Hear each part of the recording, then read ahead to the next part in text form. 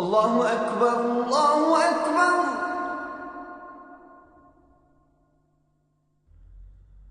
الله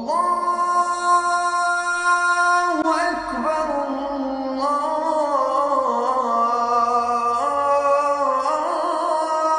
الله أكبر.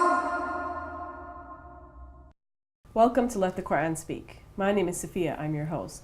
The aim of Let the Quran Speak is to help you gain deeper insights into Muslims and Islam, as it is practiced here and in other parts of the world. In this episode, Islam and disability.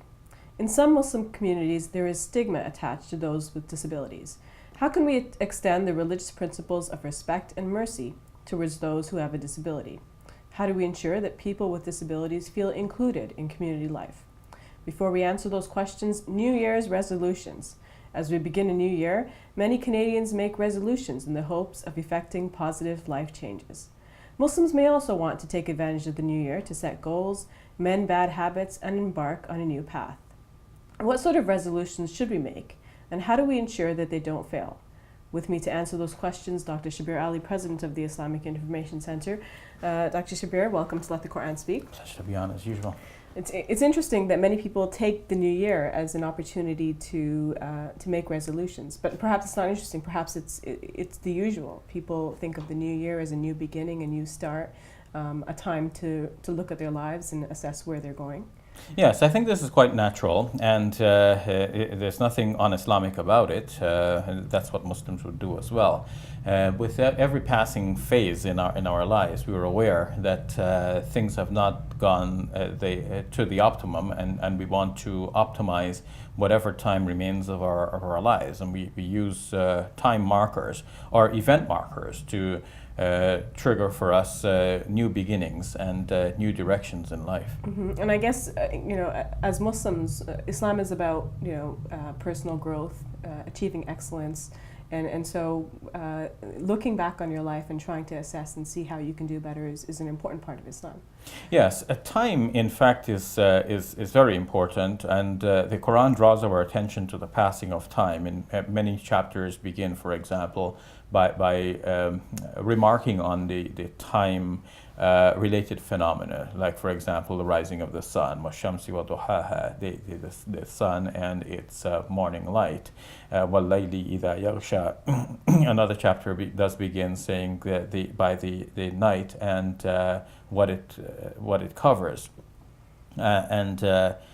several chapters of the Quran do this.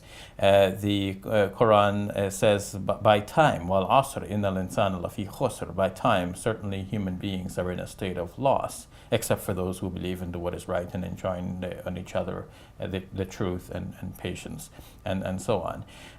So the Muslim should always be thinking about the passing of time and the shorter remainder of our lifespan, and the need to capitalize on what remaining time we have. Mm-hmm. We know that many New Year's resolutions fail because people don't really achieve the goals that they set out for themselves. And I guess other resolutions, not necessarily linked to New Year's, may fail as well. How do we ensure that the goals that we make stick? First of all, it is very important that we have goals, but to get to your question, if we have goals, how do we make it stick? Well, one way is to write it down. Because when you write it down, you are suddenly becoming more committed to it. If it's something that's like a vague idea in your mind, then it comes and goes.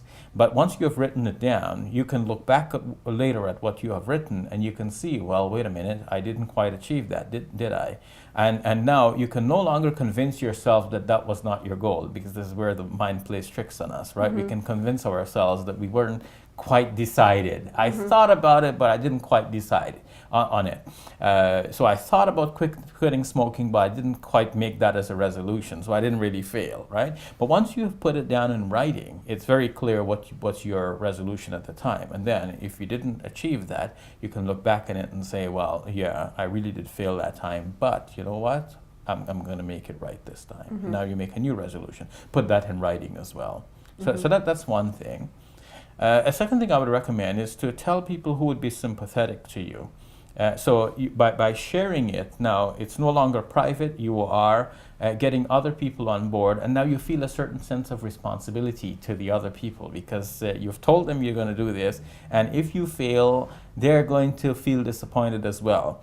But don't tell the people who are going to scoff at your resolution.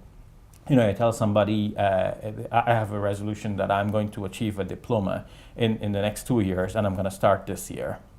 2-year program, and somebody may say, diploma, what about, and they start scoffing at your idea. So that will just simply bring your attitude down and perhaps even discouraging you from even starting. So don't tell such people as you anticipate will scoff at the idea, but tell people who would be sympathetic. Mm-hmm. Tell people who you anticipate will say, yeah, you know what, that's a great idea, and I'll support you in whatever way I can.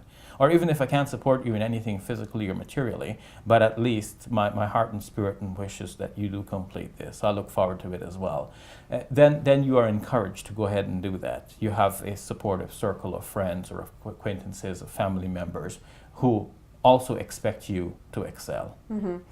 Going back to setting goals, I think it's important also to set specific goals, because sometimes people say, well, I want to lose weight, let's say, for example. Yes. But then they don't actually say, well, I want to lose, like, say, 20 pounds or 10 pounds. So they don't achieve those goals. True. So it should be specific, and it should also have a timeline. Mm-hmm. Like, how do I know when it's done? That's the specificity.